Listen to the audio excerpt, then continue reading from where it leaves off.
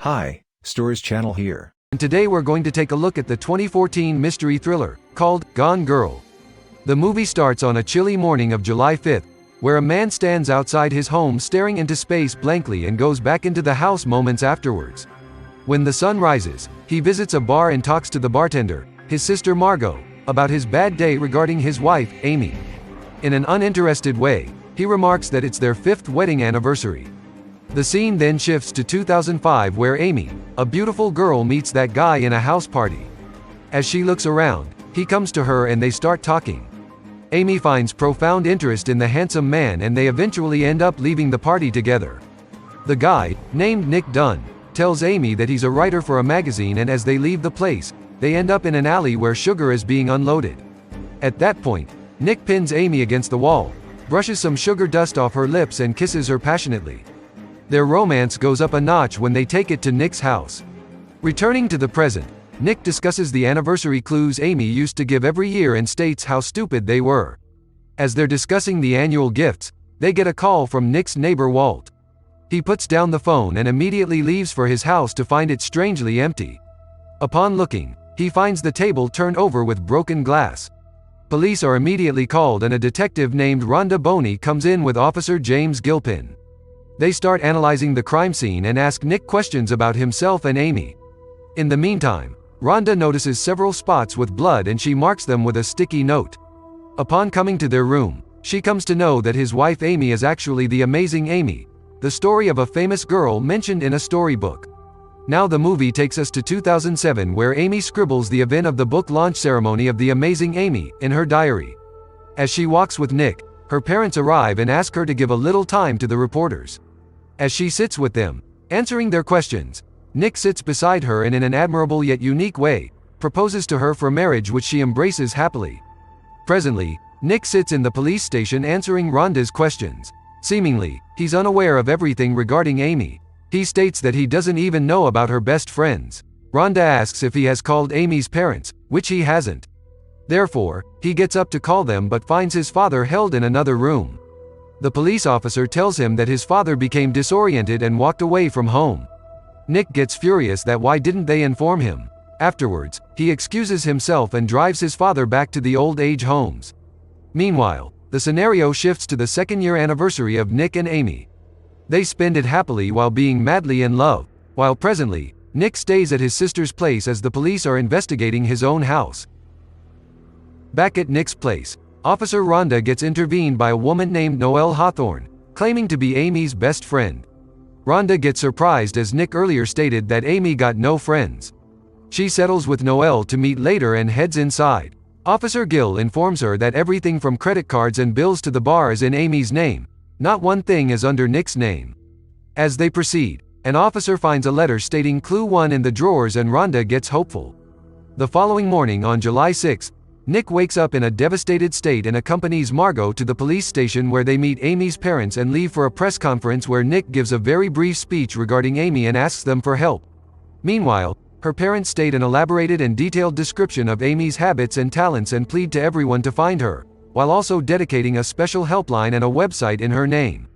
As they're about to leave, the photographer snaps a picture of Nick smiling beside his missing wife's banner.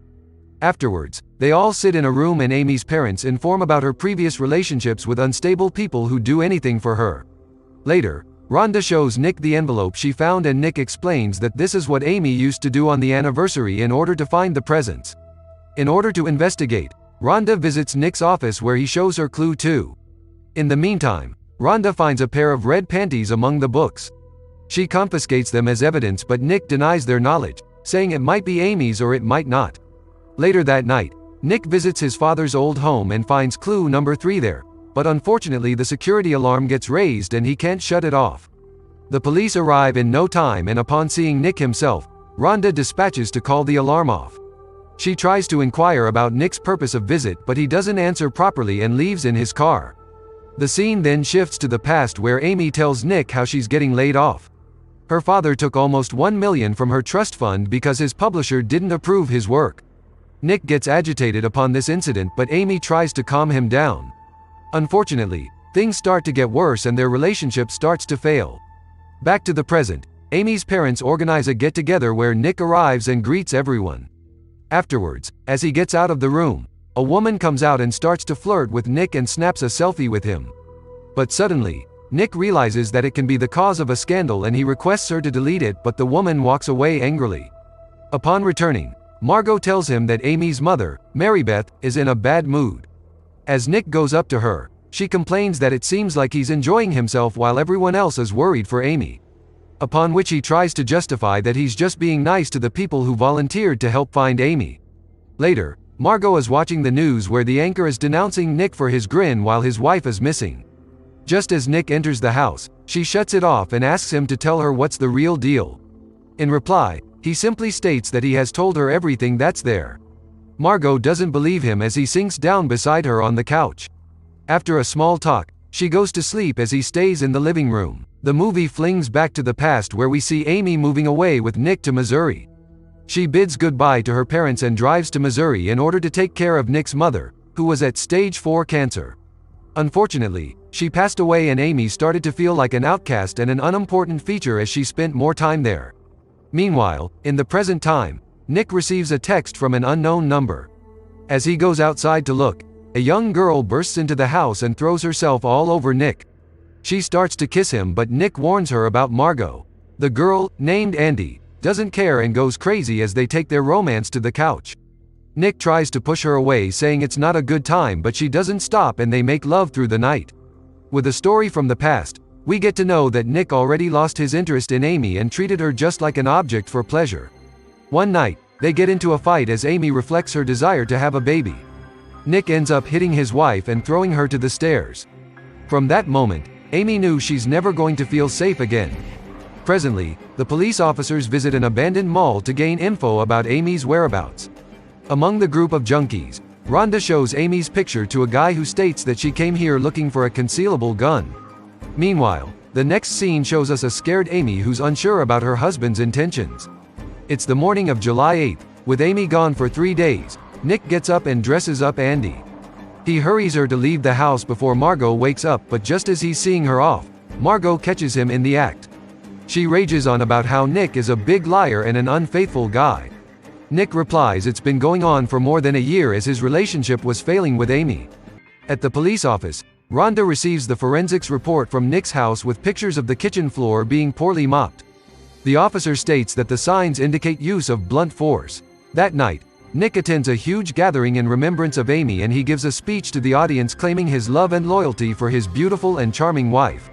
Meanwhile, Andy stands in the crowd and mocks at him. Just as he's speaking about his mad affection for Amy, Noel appears in the crowd and shouts at him for being unjust to his pregnant wife. Everybody goes into a hush as Noel keeps on screaming and blaming him for being the wrongdoer to Amy. Nick quickly finishes the speech and flees from the event in a cop car. Back at his home, Rhonda shows him the proofs that will make Nick a suspect in his wife's disappearance or murder. Nick gets furious upon the accusations and asks Rhonda to leave. Afterwards, Margot arrives while he is busy on a call with Andy. As he ends the call, a fight erupts between them and Margot leaves in anger and frustration. In the meantime, Rhonda accompanies Officer Gill to Nick's father's house and in order to find a clue, they enter the basement. While on the other end, Nick opens clue number 3 and finds a riddle there. As Rhonda steps down the stairs, she comes across a huge furnace and upon opening it, she finds a slightly burned diary of Amy. Meanwhile, Nick gets out from his house and comes upon a wooden shed to find it filled with thousands of dollars of entertainment products. In a surprising turn of events, we see Amy driving on the highway on July 5th, where she explains how after getting the insecurities from her husband, she decides to leave him and make him go to prison. She narrates how she staged the whole scene, befriended Noel and talked to her about her abusive husband to gain her sympathy. After everything was set, she staged the break-in at their home and left all the signs at the site so she could frame Nick. After leaving, she gets a house on rent and changes her appearance.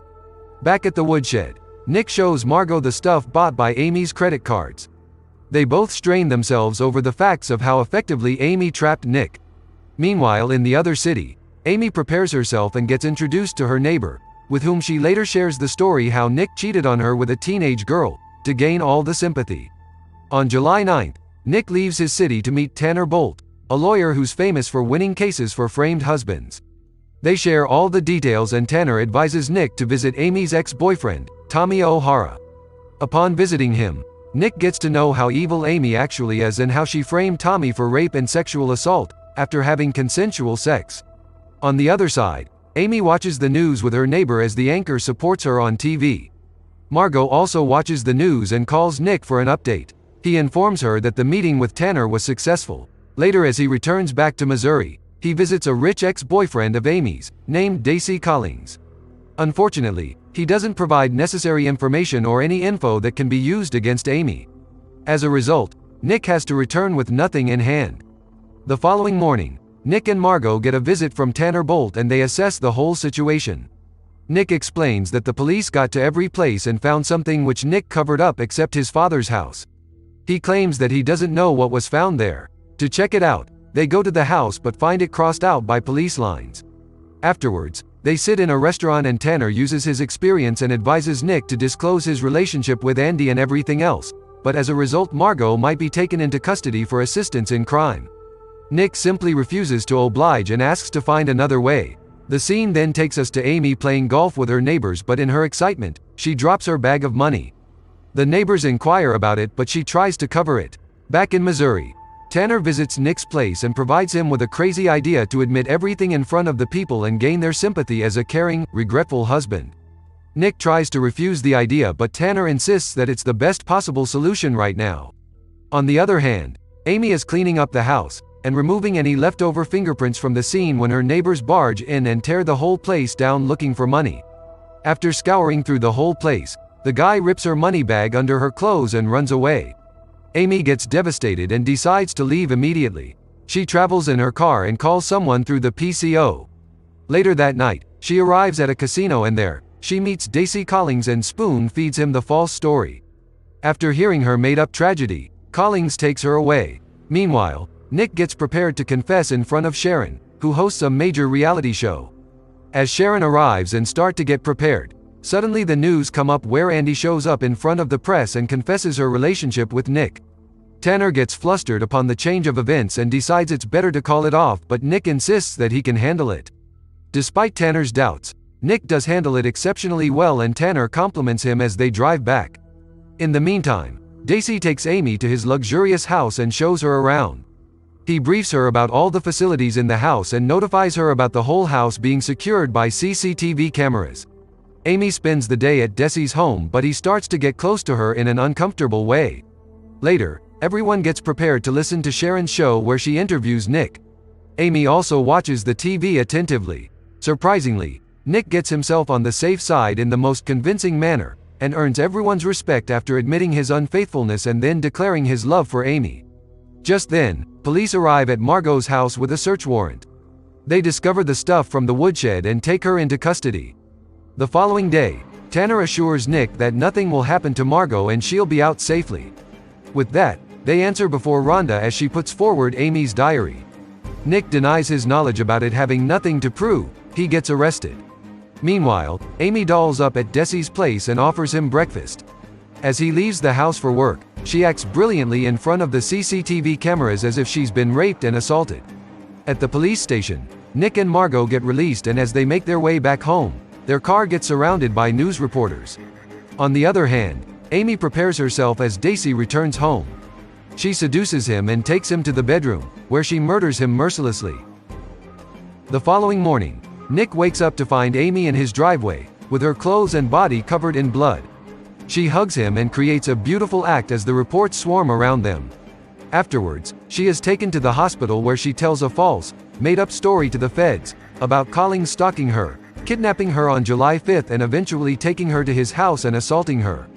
Rhonda gets suspicious about the story Amy keeps telling, but the feds believe her and make her leave with Nick. With a happy face put up for the press, they return home where Amy invites Nick to the shower and confesses to everything. Nick goes berserk knowing what she did and tells her he's going to leave her, while Amy remains confident that he can't go anywhere. In the following days, Nick tries many times to leave the house, but Amy always pulls him back like a dominant owner in complete control. She makes sure that he doesn't leave her by stating their loyalty in the news and in the press. In order to take a private interview, the lady news anchor visits their house. Nick goes upstairs to call Amy, where she surprises him with the news of her being pregnant. Nick gets furious as he didn't even touch her, but she simply mocks evilly as he will be stuck with her from now on. Afterwards, Nick gives the interview just like the happiest reunited couple would do. He ends the interview by announcing that they're going to be parents. As Amy starts getting the congrats, doom falls over Nick's face as he gets to know he will be stuck in this hellhole forever. And the movie ends with a foreboding note, that what else will they do to each other? Drop a comment below letting me know how you found the video. Make sure to like, subscribe and ring the notification bell. Thanks for watching, guys.